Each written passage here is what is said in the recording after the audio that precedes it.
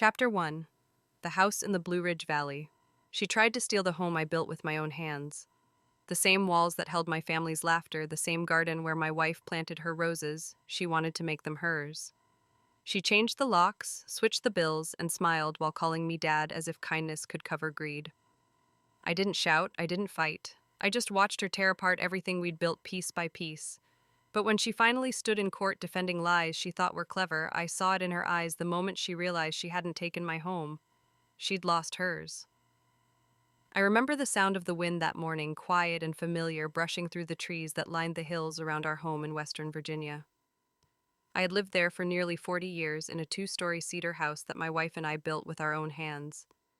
Every nail, every plank of wood carried a story. My wife Margaret, or Maggie as everyone called her, was 70 now. She had been a teacher all her life, gentle and patient, even when life was not. At 68, I had retired from construction engineering and thought I understood what peace looked like. It was mornings like this one with coffee in my hand and the sound of birds cutting through the stillness. We had one son, Nathan. He was 35 and had always been bright but uncertain, drifting from one job to another. 3 years earlier, he lost his position at a finance firm in Raleigh. When he called and said that he and his wife Jessica needed a place to stay, I said yes without thinking twice. Maggie and I had more rooms than we needed, and I told myself it would be temporary. They would stay for a while, get back on their feet, and move on. When they first arrived, Maggie made their room warm and welcoming.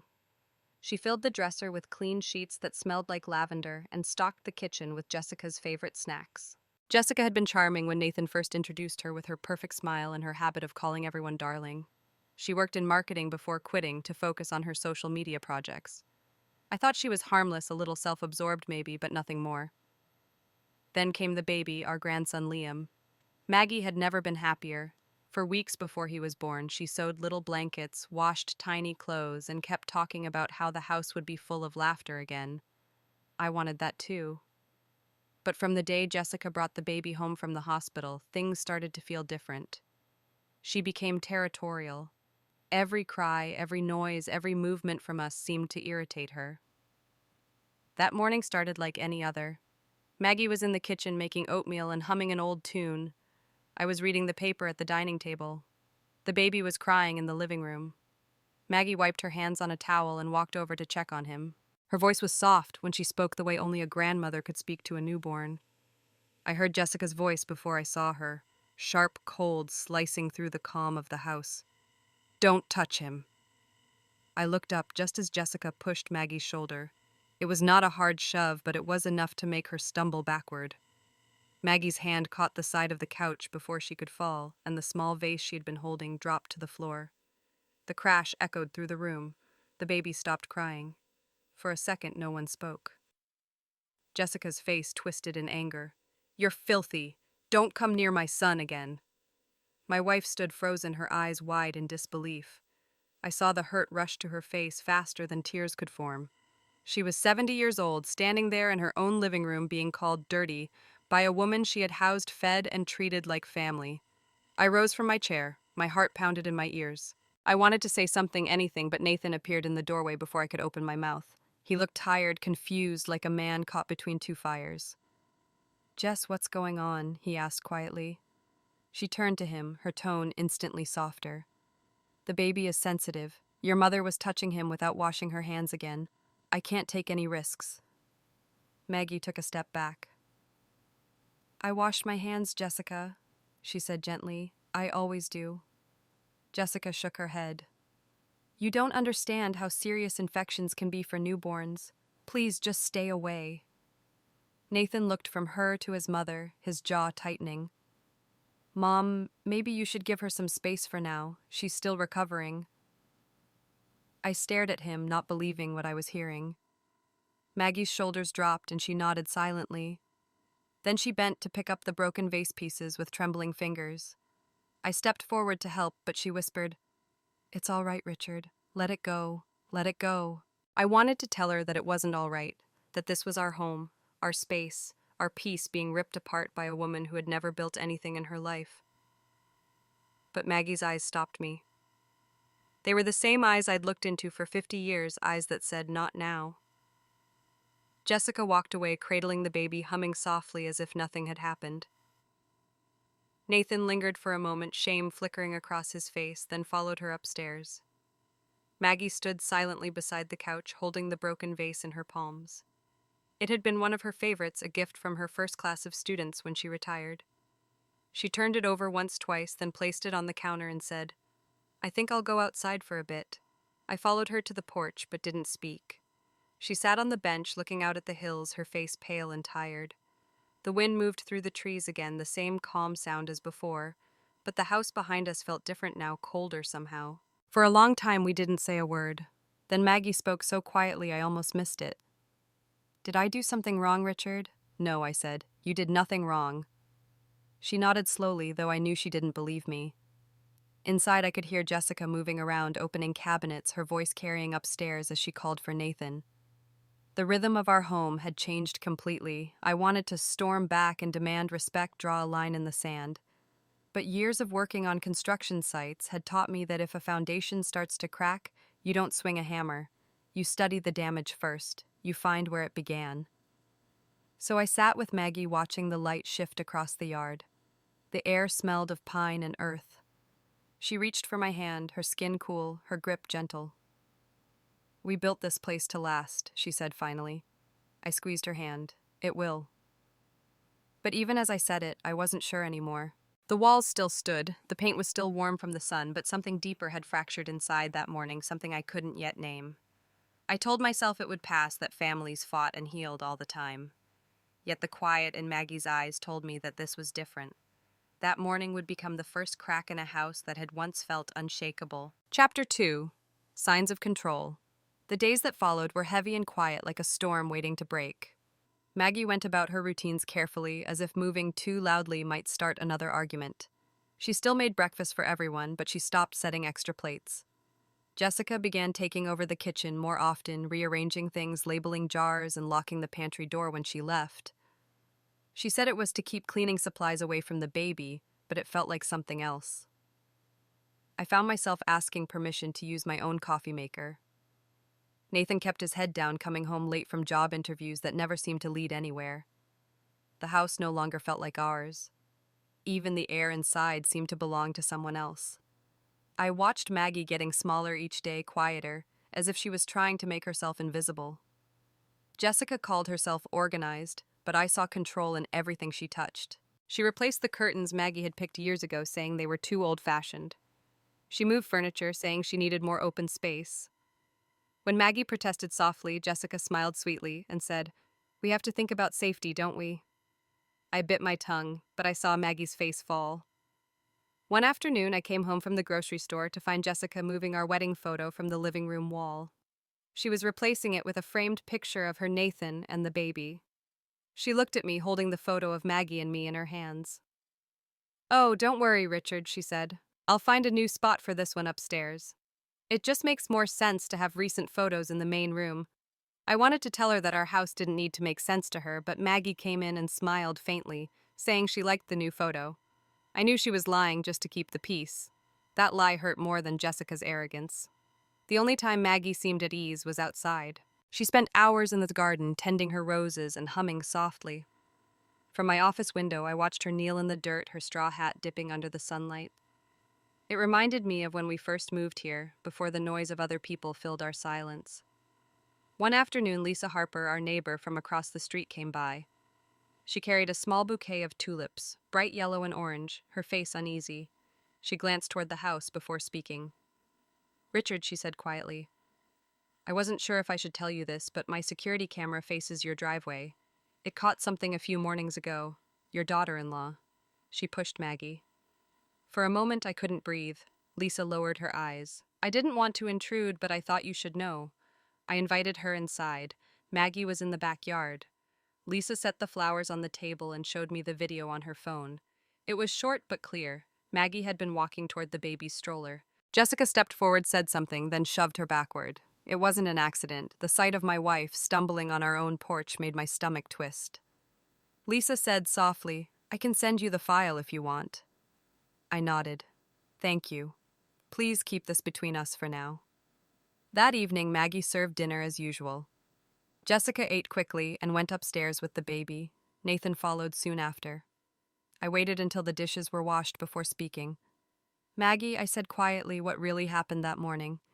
She looked down at her hands. I told you already. She was upset. I got in the way. That wasn't an answer, and she knew it. I took her hand gently. Lisa's camera caught it. I saw her push you. Maggie's shoulders tensed. Please, Richard, let it go. It's not worth the fight.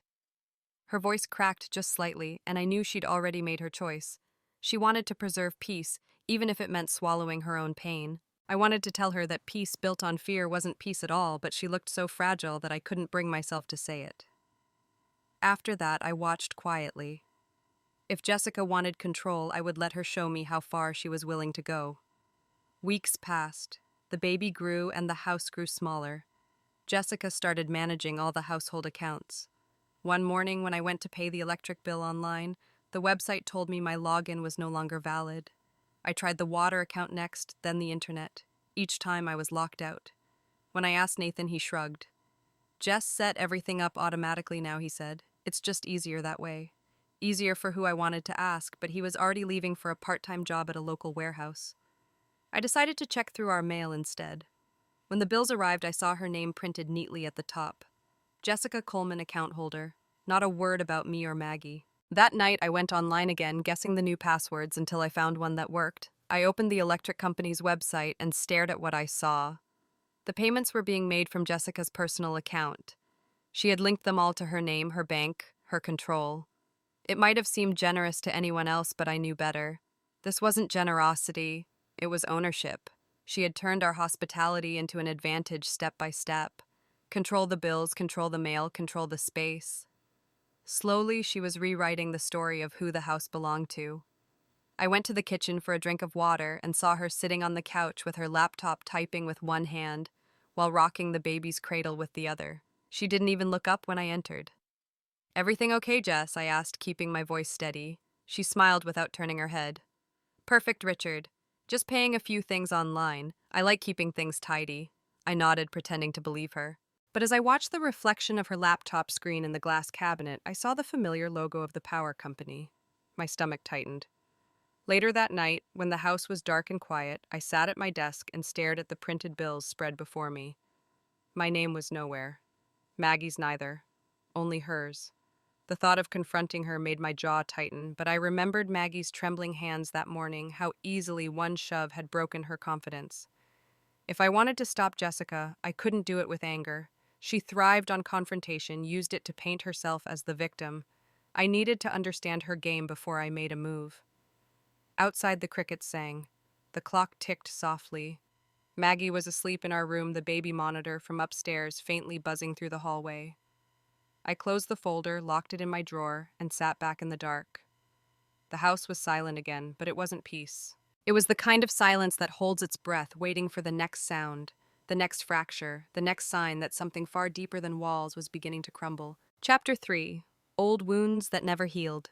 Maggie started talking less in those days, but one evening after dinner she asked me to sit with her on the porch. The air was cool and carried the smell of pine. She held a cup of tea that had long gone cold and stared at the lights of the houses down the hill. When she finally spoke, her voice trembled in a way that made me put my paper down. I can't fight her, Richard. Not really. Every time I try, I see Nathan's face and I feel like I'm about to lose him. I told her that we weren't losing anyone, that our son just needed time to realize what was happening. She shook her head slowly. We already lost one child, remember? I won't go through that again.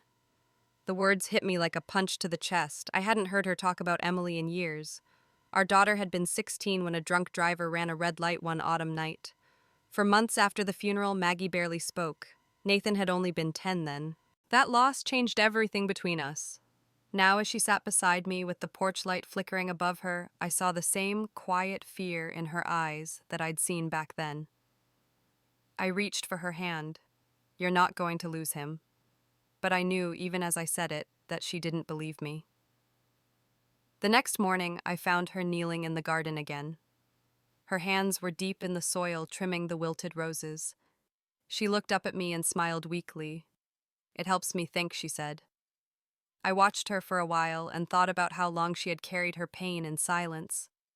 Maybe silence was her way of surviving. I tried to focus on small tasks, fixing loose railings, replacing bulbs, mowing the yard. Jessica started managing more around the house. She told Nathan she was handling the finances now that it would ease his stress. I noticed her checking the mail before anyone else, tucking envelopes quickly into a drawer in their room. One afternoon, she stood by the window, scrolling on her phone while the baby slept. Maggie was in the kitchen, folding towels. Jessica's voice floated through the hallway. "This house needs real management. It's too much for them."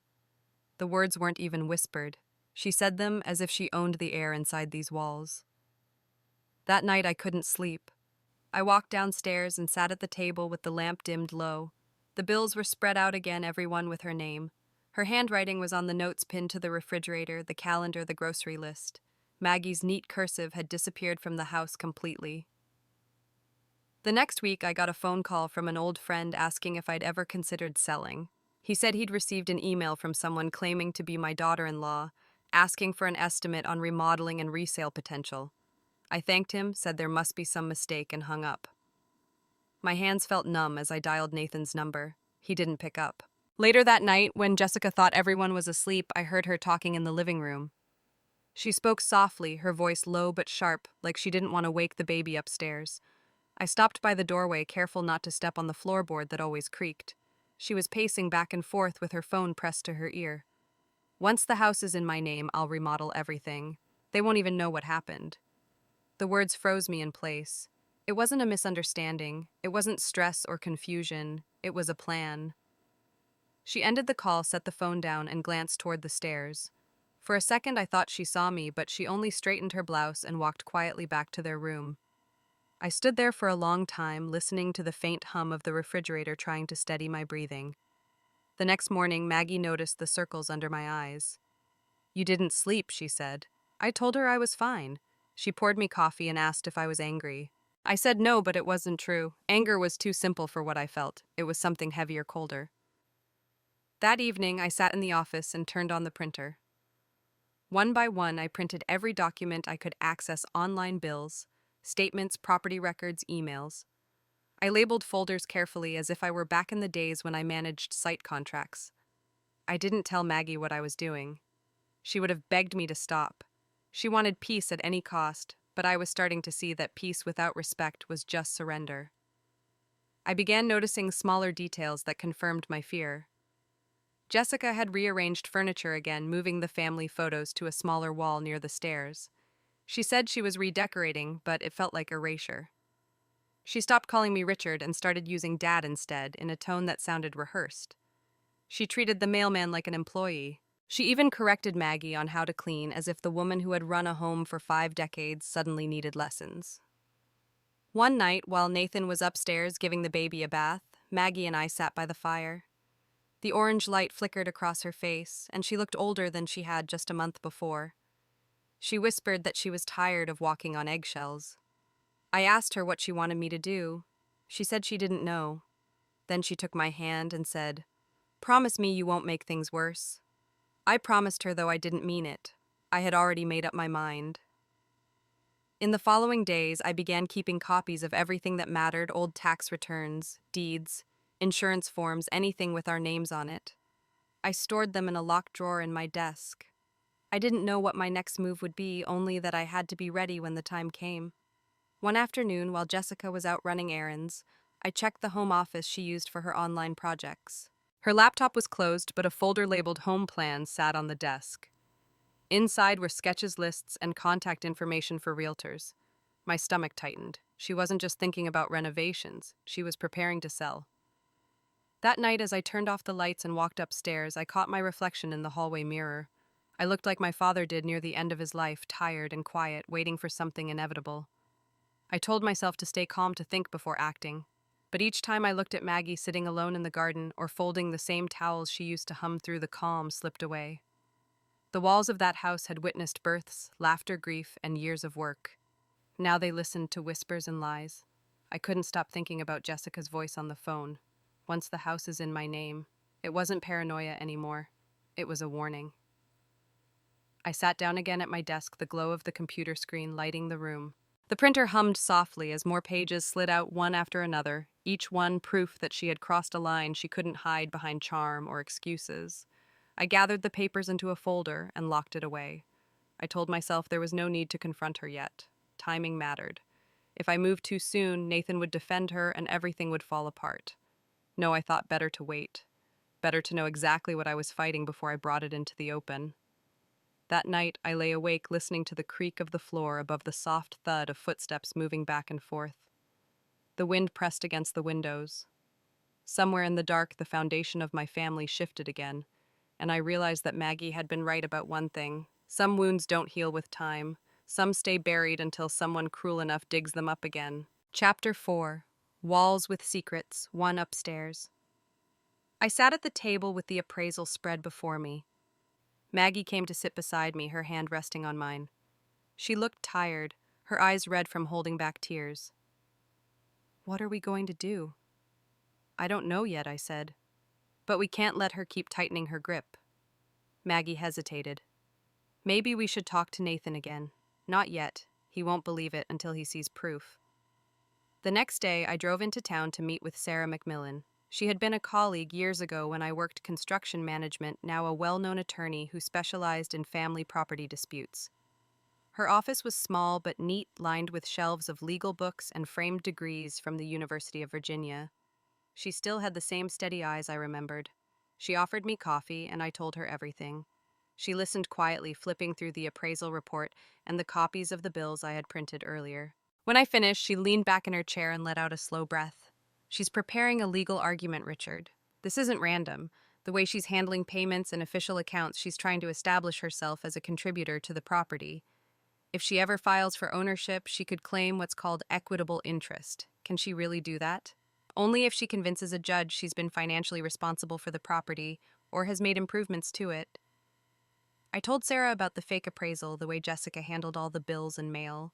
She nodded, jotting down notes. "You'll need documentation." "Everything. Bank statements, account transfers, emails, receipts, any record that shows she's been managing things under false pretenses. And witnesses if possible, someone outside the house who can testify she's been misrepresenting your authority." I mentioned Lisa Harper and the footage she had of the earlier incident with Maggie. Sarah looked up sharply. "That might help establish a pattern of intimidation. Keep that safe." She paused for a moment, then added quietly, "Be careful how you handle this. If you confront her too soon, she could countersue, claim emotional distress or elder abuse. She'll twist whatever she can." The words settled in the air like the warning they were. When I left her office, the late afternoon light was fading over the downtown square. I sat in the truck for a while, gripping the steering wheel, feeling the weight of what lay ahead. There was no easy way out of this. Every instinct in me wanted to go home and throw Jessica out, but Sarah was right. Timing mattered. Proof mattered. That night, Maggie waited for me at the kitchen table. She didn't ask what Sarah had said, she just looked at my face and knew. "We'll have to be patient," I told her. She nodded slowly. Her eyes glistened, and she whispered, "It feels like our own house isn't ours anymore." I looked around at the walls, the photographs, the quiet spaces we had filled with our lives, and I realized how right she was. The walls still stood, but they no longer felt like they belonged to us. They had become something else entirely. Something watching, something keeping secrets we hadn't meant to create. I folded the documents carefully and locked them away in my desk drawer. Outside, the night air pressed against the windows, heavy and still. Somewhere in that silence, I could already hear the first echoes of the storm that was coming. Chapter 5. The War in Silence. The next morning began like any other, except the air in the house felt heavy, like everyone was pretending not to breathe too loudly. I was at the kitchen table when Jessica walked in. She was holding her phone, her face calm, almost polite. I thought she might ignore me, but instead she set the phone down and said that she knew I had been talking to an attorney. Her voice was too quiet, the kind of quiet that comes before something breaks. I didn't answer. Maggie was washing dishes, her hands shaking slightly as she tried to keep her focus on the sink. Jessica stepped closer, her tone rising. "You're destroying your son's family." I looked at her steady and cold. "No," I said. "I'm protecting mine." Her face flushed red. She turned to Maggie, accusing her of planting ideas in my head, calling her manipulative, saying she was trying to turn Nathan against her. Maggie froze, soap dripping from her hands. I stood up before Jessica could take another step toward her. "That's enough," I said. She glared at me, but said nothing more. The silence that followed was worse than the yelling. She picked up her phone and left the house, slamming the door hard enough to rattle the windows. That afternoon, Lisa Harper stopped by again. She looked uneasy, like someone carrying a secret too long. "I have the footage saved," she said, handing me a small flash drive. "I know you said to keep it quiet, but if you need it, it's there." I thanked her and promised to keep her name out of anything official. She nodded and walked away. Her shoulders hunched against the wind. I drove straight to Sarah's office in town. Her assistant ushered me in, and I handed her the drive along with the copies of the appraisal and bills. She plugged it into her computer, watched a few seconds of the clip, and said simply, "That's good. That's proof of a pattern of abuse and intimidation. We can use this." I asked her what would happen next. She said she was filing for an injunction to prevent Jessica from making any financial or legal claims against the house. She would also send a formal notice requesting that Jessica cease unauthorized management of property accounts. When Sarah spoke, her voice carried the weight of quiet certainty. It reminded me why I had trusted her. A week later, the letter went out. When Jessica received it, she went completely silent for nearly 2 days. It was the kind of silence that made Maggie anxious and me suspicious. Then, on the 3rd day, she knocked on my office door holding a folder. I thought for a second she might want to talk to apologize, but the smile she gave me was sharp as glass. "I hired my own attorney," she said. "His name is James Foster. You might want to tell your friend Sarah that I'll be filing a counterclaim." For what I asked, for half, 50% of the property value. "I've invested time and money improving this place for years." She turned to leave, then added, "You'll hear from my lawyer soon." I didn't say a word. When the door closed, I let out a slow breath. Maggie came in a few moments later, pale and trembling. "What does she mean, half?" "It means she's not backing down," I said. "It means this is going to court." Maggie sat down, her eyes glossy with tears. "How did it come to this, Richard?" I didn't answer. That night, Nathan came home late. He looked exhausted, his hair unkempt, his eyes hollow. Maggie tried to talk to him, but he brushed her off. When I asked how work was, he shrugged and said he didn't know if he'd be there much longer. Then, as if rehearsed, he muttered, "Jess says you're trying to take the house from us." I stood there waiting for him to look me in the eye. "Is that what you think?" I asked. He hesitated, then looked away. "I don't know what to think." Maggie's voice broke the silence. "Nathan, your father is not the enemy." He didn't reply. He just walked upstairs. We listened to the creak of each step until his door shut. The next morning, Sarah called. She said Jessica's attorney had officially filed the counterclaim, claiming 50% equity for home improvements and family contributions. I asked her what that meant for us. "It means she's fighting for ownership," Sarah said, "but it also means she's nervous. People who are confident don't strike first." For days, the house felt like a battlefield waiting for its first shot. Jessica and Nathan stopped eating meals with us. Maggie spent most of her time outside tending to the garden, even when the air turned cold. I worked quietly, collecting more documents, printing every email and payment record I could find. Then something unexpected happened. Nathan made an appointment with a therapist. He said he was doing it for stress. I knew it was more than that. He began seeing Dr. Helen Morris, a therapist, known for working with families under emotional strain. I didn't ask what they discussed, but after a few weeks, I noticed changes. He stopped defending Jessica so quickly. He listened more when Maggie spoke. There was a distance in his voice when he talked about home, like he was beginning to see it from the outside. One evening, while Jessica was out meeting her lawyer, Nathan came down to the kitchen and sat across from me. He looked tired, but calmer than I had seen him in months. "Dad," he said quietly, "do you ever feel like you don't know who someone really is until it's too late?" I put down my coffee. "Sometimes," I said. He nodded, staring at the table. "I've been thinking about money, about our accounts. Something doesn't feel right." I didn't push him, I just listened. That night, after everyone went to bed, I heard footsteps in the hallway. I opened my office door a crack and saw light spilling from under the door to Jessica's office. Nathan was standing there, his hand on the doorknob. He hesitated, then went in. I stayed where I was, watching through the small gap, listening to the faint click of a laptop being opened. Minutes passed. Then I heard a low exhale followed by the sound of paper rustling. He stood still for a long moment, then quietly closed the door and went upstairs. The next morning, he was gone before I woke. Maggie found a coffee mug and an envelope on the counter. Inside were photocopies of bank transfers. Jessica's name appeared again and again, money moving from our shared account into hers. Maggie looked at me, eyes wide. "Does he know you have this?" "No," I said, "but he knows I'll understand." That evening, Nathan barely spoke at dinner. Jessica chatted cheerfully about lawyers and fairness, pretending nothing was wrong. He nodded occasionally, but never looked at her. I watched him, recognizing the quiet shift in his face. It was the same expression I'd worn for weeks when I realized what she'd been doing. After dinner, I went outside to close the gate. Through the window, I saw Maggie clearing dishes while Jessica typed on her phone, her smile thin and forced. Upstairs, the baby cried softly, and Nathan went to comfort him. The house glowed from within like it always had, but the warmth was gone. I stood in the cold night, the scent of earth rising from the garden, and thought about what Sarah had said. This wasn't just about property anymore. It was about control, about power, about the slow erosion of trust. Inside, somewhere between the light and the silence, a small seed of doubt had finally taken root. It wasn't mine this time. It was Nathan's, and that changed everything. Chapter 6. The Hearing. It started with a letter from the courthouse folded neatly in a cream envelope that arrived on a gray morning. Maggie handed it to me while we were sitting at the kitchen table. She didn't need to say anything. We both knew what it was.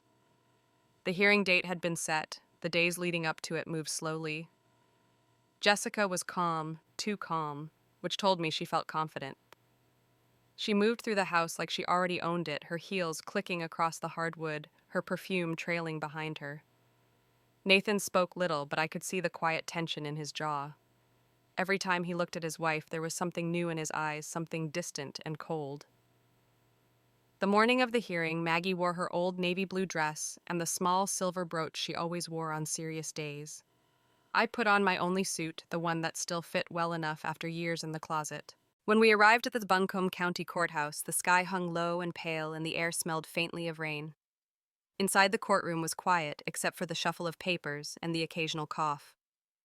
Sarah McMillan was already there, calm and composed, with her briefcase open and her notes laid out in perfect order. She gave me a reassuring nod. Across the aisle, Jessica sat with her lawyer, James Foster, who looked too young to have seen much of life beyond contracts and fees. Jessica smiled at us when we entered, a small, deliberate smile that carried more arrogance than warmth. The judge entered, and everyone rose. Judge Carol Turner was a woman in her 60s, her face lined with the kind of authority that comes from decades of listening to lies and deciding what the truth must be. When she sat down, the sound of her gavel against the desk cut through the silence. Sarah began by presenting the facts clearly. She outlined how Maggie and I had owned the property since 1981, how Jessica and Nathan had lived with us as guests, and how Jessica had gradually assumed control of financial accounts and property documentation without consent. Sarah's tone was measured but firm, her words deliberate. She didn't embellish anything, and that made her argument stronger. Then James Foster stood. He spoke with a polished rhythm, practiced but insincere. He said that Jessica had acted in good faith, managing the household expenses out of kindness and practicality, that she had helped maintain and improve the home for the betterment of the entire family. He gestured toward us, once his voice softening when he said elderly parents. I felt Maggie's hand tighten around mine. Jessica's turn came next. She rose from her seat, her back straight, her expression proud. "I've maintained and improved this property," she said, her voice carrying clearly through the room. "I deserve my share. I paid bills, managed repairs, and took care of this house while they sat back and did nothing." Her words cut through me. I wanted to speak, to remind her who built those walls long before she was born, but Sarah placed a hand gently on my arm. "Let her speak," she whispered. When Jessica sat down, Sarah approached the bench again, her voice calm and sharp. She presented copies of the utility bills showing Jessica's name, the false appraisal request, the emails Jessica had sent under the pretense of financial management, and then finally the footage from Lisa's camera. The courtroom went silent as the video played. On the screen, Jessica's voice filled the room, shrill and unmistakable, followed by the shove, the stumble, the vase breaking. Maggie's quiet gasp echoed softly beside me. Jessica's expression didn't change, but her fingers tightened around the edge of the table. Sarah turned to the judge. "This isn't just about ownership, Your Honor. It's about deception. She has used control, intimidation, and falsified documents to manipulate this family." James Foster stood quickly, objecting that the footage was irrelevant, that it had nothing to do with property. Judge Turner raised a hand, her eyes narrowing. "Sit down, Mr. Foster. I will decide what is relevant." Sarah called Lisa Harper to testify next. Lisa spoke clearly, her hands trembling slightly as she explained what her camera had captured. Then she described Jessica's behavior around the neighborhood, her habit of speaking as though the house was hers. James Foster tried to shake her credibility, but Lisa stayed steady. When she stepped down, I caught her eye and nodded in silent thanks. Then came the moment I had been dreading. Sarah called Nathan to the stand. He hesitated before rising, glancing briefly at Jessica. She gave him a look that was half warning, half plea. He walked slowly to the witness stand, placed his hand on the Bible, and sat down. Sarah's voice softened when she addressed him. "Nathan, you've lived in this house for nearly a decade. You've seen how things have changed. Tell the court in your own words what that's been like." He swallowed hard, his eyes fixed on the table. At first he said quietly it was fine. "We were struggling financially and my parents helped us. Jess took charge of things, said she would manage the bills, the cleaning, everything. I thought she was helping." Sarah nodded. "And when did you start to realize something was wrong?" He hesitated, his voice trembling slightly. "I think I always knew, but I didn't want to see it. She made me feel like I had to choose between her and them. I believed her for too long." He paused and his voice steadied. "She destroyed my mother's peace." Jessica stood abruptly, her chair scraping the floor. "That's a lie," she shouted. "Everything I did was for this family." Judge Turner's gavel struck once. "Sit down, Mrs. Coleman." Her tone was sharp, her patience thin. Sarah waited until the room was silent again. Then she asked Nathan one final question. "Do you believe your wife deserves ownership of this property?" He looked directly at Jessica. "No." The courtroom stayed quiet after that. Even James Foster seemed to lose his rhythm. When closing statements came, Sarah's was short and clean. "This case isn't about gratitude," she said.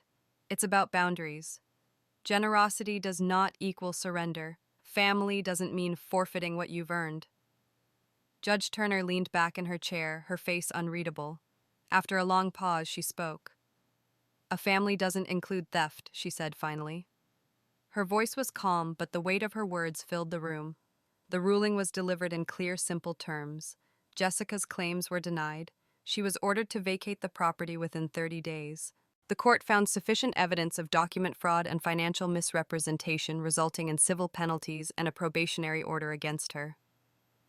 Jessica sat frozen, staring straight ahead, her face drained of color. James Foster whispered something to her, but she didn't respond. Nathan kept his head down. Maggie's hand found mine again, and for the first time in months, she let out a long breath that sounded almost like relief. When the hearing ended, we walked outside into the fading afternoon. The clouds had broken, and the sunlight slipped through in thin golden streaks across the courthouse steps. Nathan lingered behind us, still silent. I didn't know what would come next, only that the worst of the storm had passed. As we reached the truck, Maggie looked back at the courthouse and whispered, "Is it really over?" I wanted to tell her yes, but I knew better. Some storms end with thunder. Others leave you standing in the quiet, waiting to see what the damage really cost. Chapter 7. The Price of Greed. The house was quiet again, but it was a different kind of quiet. For days after the hearing, Jessica barely spoke. She packed in silence, folding clothes with quick, sharp movements, her jaw tight, her eyes fixed somewhere far away. Nathan tried to help her, but she pushed him away, saying she didn't need his pity. Maggie stayed out of sight, keeping to the garden watering plants that didn't need it, anything to avoid hearing the sound of boxes being taped shut. On the morning Jessica left, the sun was weak behind a blanket of gray clouds. A moving van idled in the driveway, and two young men carried her furniture to the truck. She gave the house one last glance, her expression cold, almost detached. When her car pulled out, the rumble of the engine faded down the hill until only the wind remained. Nathan stood by the porch watching the empty road. He looked lost, his hands deep in his pockets, his voice low when he finally spoke. "I didn't see what she was doing," he said. "I should have." Maggie stepped closer, touching his arm gently. "You must learn to protect what truly matters," she said. "Family isn't built on guilt, Nathan. It's built on what you do after." He nodded, his eyes wet. He stayed with us that night, sleeping in his old room. The next morning, he helped me fix the screen door that had been hanging crooked since spring. We didn't talk much, but the silence between us no longer felt heavy. It was the kind of quiet that meant something had been broken, but not destroyed. Over the next few weeks, things began to settle. The mail returned to our names, the bills to my accounts. Maggie started humming again while she cooked. Sometimes in the late afternoons, she'd sit by the window and watch the light shift across the garden. The fear that had once lived in the corners of our home was gone, replaced by a stillness that felt earned. Sarah called one morning to check in. She said Jessica's attorney had withdrawn her appeal and that the case was officially closed. She also mentioned that the district attorney was considering a separate criminal charge for falsification and fraud. I told her we didn't want to pursue anything further. "Richard," she said, "she could still cause trouble later. You might want to ensure she can't come near the property again." "Justice has already been served," I told her. I didn't want another court, another room filled with anger and lies. I wanted peace, not revenge. A few months later, the news reached us anyway. Jessica had been charged formally with document falsification and financial fraud. Her plea deal included 2 years of probation and restitution for legal fees. I read the article in the paper once, folded it neatly, and never mentioned it again. Nathan moved out of the house a few weeks later. He found a small apartment about 15 minutes away near the park where he used to play as a boy. He started working part-time at a local accounting firm and spent the rest of his time with Liam. Every Saturday morning, he brought the boy over for breakfast. Maggie would make pancakes shaped like bears, and Liam would cover them with syrup until the plate was sticky. Those mornings were the best kind. The house filled with laughter again, the kind that didn't carry tension beneath it. When Liam ran across the living room with his toy cars, his giggles echoed off the walls, and I thought about how long it had been since that sound had felt natural. In early October, the air turned crisp and the leaves began to fall across the yard. I spent the mornings raking stacking piles that Liam loved to jump into. Maggie would sit nearby on the porch steps, her sweater pulled tight, her face relaxed in the sunlight. One afternoon, Nathan stayed for dinner. He helped Maggie set the table while I grilled chicken outside. When we finally sat down, he looked across the table and said quietly, "I'm sorry, Dad. I should have stood up sooner." I put my fork down and met his eyes. "You did when it mattered," I said. "That's enough." After dinner, he played guitar in the living room, the same one he used to practice on in high school. The music drifted through the open windows, mingling with the sound of crickets. For the first time in years, the house felt like itself again. A week later, I found Maggie in the garden, kneeling beside the roses. The air smelled of pine and earth. Liam was running in circles, chasing a butterfly, his laughter cutting through the soft hum of late autumn. Maggie looked up at me, smiling, her eyes reflecting the light. "It feels different now, doesn't it?" she said. "It does." She brushed dirt from her gloves and stood. "I can finally breathe again." We sat on the bench together, watching Liam run between the rows of flowers. The sunlight caught his hair, turning it the same golden color as the leaves scattered across the grass. Maggie reached for my hand. "Do you ever wonder if things could have gone another way?" she asked. Maybe I said, "But maybe this was the only way it could end." She nodded, squeezing my fingers gently. For a long time, neither of us spoke. The garden rustled softly around us, the wind carrying the scent of rain. The house behind us stood still and quiet, no longer heavy with tension or fear, only the calm that follows a long storm. When Nathan and Liam left that evening, the sky had turned a deep orange. Maggie and I stood on the porch watching their car disappear down the road. The headlights glowed briefly before vanishing around the curve. I put my arm around her shoulders. For the first time in years, there was no knot in my chest, no waiting for the next argument, no dread of the next door slam. Only stillness and the kind of peace you can only find after losing almost everything. Inside the house smelled faintly of dinner and wood smoke. Maggie turned off the lights one by one. As I closed the door, I caught a glimpse of the garden outside the last light of the day, fading across the roses she had tended through every season, through every wound, through every silence. For the first time in a long while, I didn't feel the house watching me. It simply stood quiet and whole, exactly as it was meant to be. Chapter 8. The House Once More. 3 years passed, and time settled into a rhythm that felt almost like forgiveness. The seasons came and went quietly, painting the hills of Western Virginia in colors I never seemed to notice before. Maggie's hair had turned fully silver by then, but her eyes were still as steady as the first day I met her. She moved slower now, though, not because of age. It was the kind of slowness that comes when someone finally feels safe. Nathan bought a small house a few blocks away. It was nothing grand, but it was his, and that mattered more than anything. He painted the walls himself, fixed the roof one weekend, and planted a row of tulips by the porch that reminded me of Maggie's garden. Every Sunday he brought Liam over to our place. The boy was older now, all energy and questions running through the same hallways where his father once played. When he laughed, the sound carried through the house like sunlight breaking through dust. Maggie always had something waiting for him. Pancakes, toy cars, puzzles. She said it was important for him to remember this house as a good place, not the one filled with shouting and fear. I agreed. One Sunday morning, Liam ran into the kitchen holding a crayon drawing. It showed our house surrounded by big, messy trees and two stick figures on the porch. He had written Grandma and Grandpa in bright red letters. He handed it to Maggie proudly, and she smiled, tears in her eyes. She pinned it to the refrigerator. Later that afternoon, Nathan stayed for dinner. While he helped Maggie set the table, I grilled outside, the smell of smoke and rosemary rising into the warm air. When we sat down, he looked across the table and said quietly but firmly that Jessica had remarried. He said it without bitterness, just fact. Her new husband owned a chain of car dealerships in Richmond.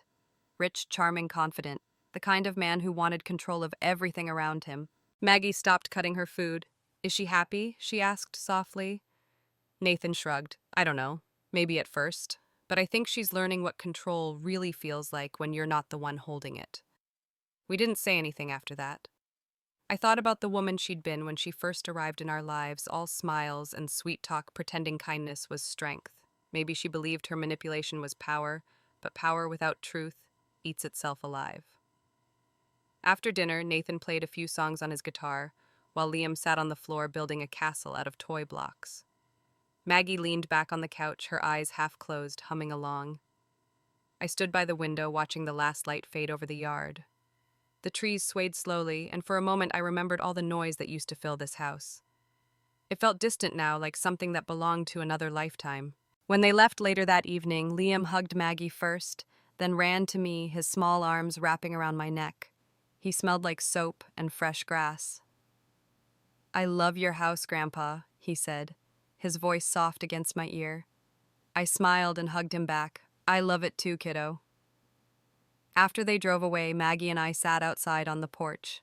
The night was cool, and the crickets were loud enough to fill the silence. She looked up at the stars, her face calm. "Do you ever think about her?" she asked. Sometimes, I said. Not in anger. More like remembering a storm that's already passed. She nodded slowly. "I don't hate her, you know. I never did. I just wish she had understood that kindness has limits, that forgiveness doesn't mean forgetting." I looked at her, thinking of all the years she had spent being quiet, of all the things she'd endured without losing her gentleness. She was right. There's a difference between peace and surrender. We had learned that the hard way. I leaned back in my chair, listening to the sound of wind moving through the trees. "I didn't destroy her," I said quietly. "She did it herself with the power she thought she owned." Maggie reached for my hand. The porch light flickered once, catching the silver in her hair. "Maybe that's what justice really is," she said. "Not punishment, just truth showing up when it's ready." The house behind us glowed softly through the windows. Every photograph on the walls seemed to belong there again. The kitchen smelled faintly of cinnamon from the pie Maggie had baked earlier. I thought about the first night we'd moved in all those years ago, carrying boxes and laughing about how we'd grow old in this place. We had, and somehow, through all the noise, the house had waited for us to come back to ourselves. Later that night, after Maggie went to bed, I stood alone in the hallway. The light from the garden reached through the curtains, falling across the framed pictures on the wall. One showed Nathan as the boy holding his first baseball glove. Another Maggie and me on our wedding day, young and foolish and fearless. Between them was a new photo taken just last summer, Maggie in her hat, Liam beside her, his hand in hers. I smiled. That was the one that belonged most of all. I turned off the light and walked through the living room, my fingers brushing the edge of the couch, the same one that had once been broken during an argument now worn and familiar. I paused at the window and looked out over the yard. The moonlight touched the grass, the roses, the old oak that had stood since before we built this home. Everything was quiet, whole. And for the first time, I realized that justice doesn't always shout. Sometimes it doesn't even speak. It just waits patient and certain until the noise fades and the truth stands on its own. Because justice isn't loud or angry, it arrives quietly through patience. Kindness is strength, but only when you know where to stop.